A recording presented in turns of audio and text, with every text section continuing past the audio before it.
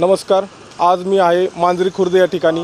आपण पाहताय राज्यभर मराठा आरक्षणाचं लोण पसरलेलं आहे आणि मनोज जरांगे पाटील यांनी साखळी उपोषण तसेच राजकीय नेत्यांना गावबंदी असे विविध मराठा आंदोलनाच्या संदर्भात विविध उपाययोजना केलेल्या आहेत. विविध मार्गाने मराठा आरक्षणासंदर्भात लढा दिला जातो आहे.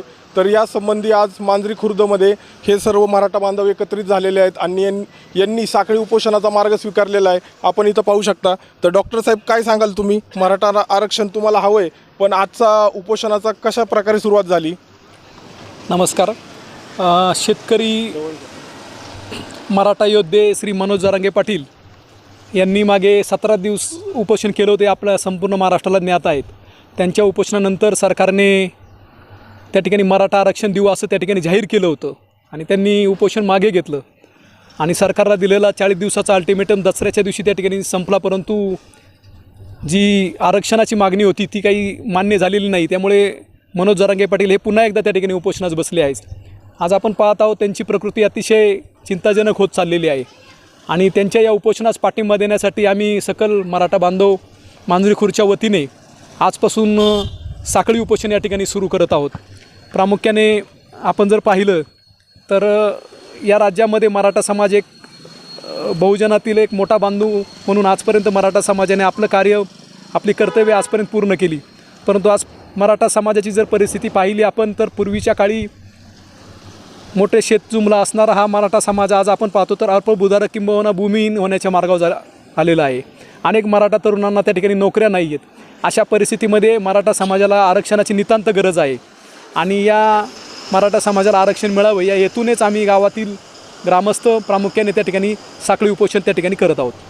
आपण बाकी काही मराठा बांधवांशी चर्चा करूया की आपण राजकीय नेत्यांना गावबंदीचा निर्णय घेतला आहे का? इथं खऱ्या अर्थानं गेली 1.5 महिन्यापूर्वी आपल्या महाराष्ट्राचे बहुजन समाजाचे नेते मनोज जरांगे पाटील यांनी जो उपोषणाचा निर्णय घेतला आणि आपली जी मागणी, मराठा समाजाची मागणी जी शासनापर्यंत पोहोचवण्यासाठी त्यांनी जे उपोषण केलं आणि ते उपोषण करत असताना शासनाने त्यांना 1.5 महिन्यापूर्वी जे शब्द दिला होता की त्यांनी मागं घ्यावे, त्यासाठी जे मागण्या मान्य केल्या होत्या, परंतु त्या मागण्या मान्य न करता दसऱ्याच्या दरम्यान तो कालावधी संपला आणि त्याच्यानंतर त्यांनी आमरण उपोषणाचा निर्णय घेतला आणि तो उपोषणाचा निर्णय घेत असताना खऱ्या अर्थानं मराठी समाजाचा विचार केला तर मराठी समाज गेली 70 ते 75 वर्षापासून त्या ठिकाणी मोठ्या भावाची भूमिका बजावत असताना खऱ्या अर्थानं सर्व समाजामध्ये काम करताना, सर्व बांधवांना, सर्व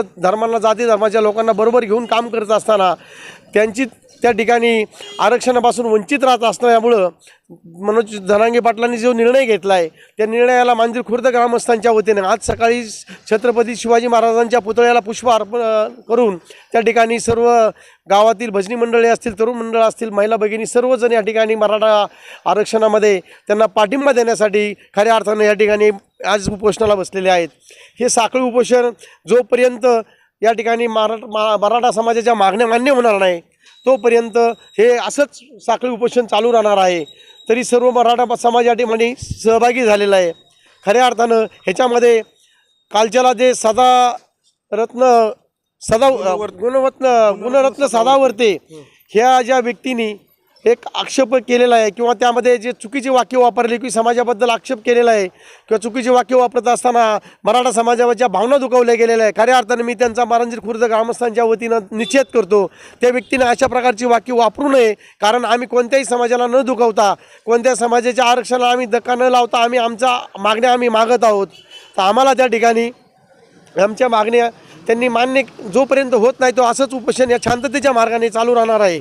पण ते गुणरत्न सदावर्तेंचा एक मुद्दा आहे. ते म्हणताय की मराठा समाजाचं मागासले पण सिद्ध होत नाही.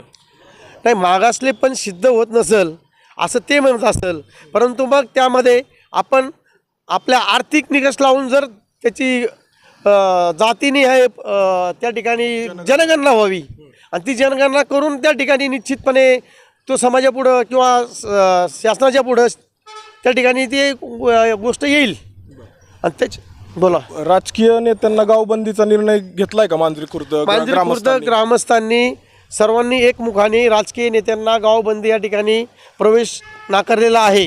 जोपर्यंत कुणाच्या सुखदुःखात सुद्धा राजकीय नेते सहभागी होऊ शकत नाही. नाही, कोणत्याही सुखदुःखात त्यामध्ये भाग घेऊ शकत नाहीत असा निर्णय ग्रामस्थांनी सर्वांच्या वतीने एकमुखाने तरुण मंडळांनी भजनी मंडळांनी सर्वांनीच घेतलेला आहे ग्रामस्थांनी. तर हे होते मराठा बांधव, त्यांच्या भावना तीव्र आहेत. आपण पाहताय सकल मराठा समाज इथे एकवटलेला आहे आणि मांजरी खुर्द ग्रामस्थांतर्फे मराठा आरक्षणाची मागणी होती. तसेच एक बांधव आहेत आपल्यासोबत, काय सांगाल आपण? मराठा समाजाला आरक्षण मिळवून देण्यासाठी माननीय जरांगे पाटील यांनी जे आंदोलन चालू केलं आहे, उपोषण चालू केलं आहे, त्या उपोषणाला पाठिंबा देण्यासाठी अखिल मांजरी खुर्द गावच्या वतीनं मराठा समाजाच्या वतीनं बेमुदत साखळी उपोषण चालू केलं आहे. मराठा समाजाच्या ज्या मागण्या आहेत सरकारने त्वरित त्या पूर्ण कराव्यात यासाठी हे उपोषण आहे. आजपर्यंत मराठा समाजाने खूप सहन केलेलं आहे. मराठा समाजावरती खूप अन्याय झालेला आहे. त्यामुळे तो अन्याय आता तरी कमीत कमी सरकारने तो दूर करावा, सरकारने चालढकल बंद करावी अशी मराठा समाजातर्फे सरकारला विनंती करण्यात येत आहे.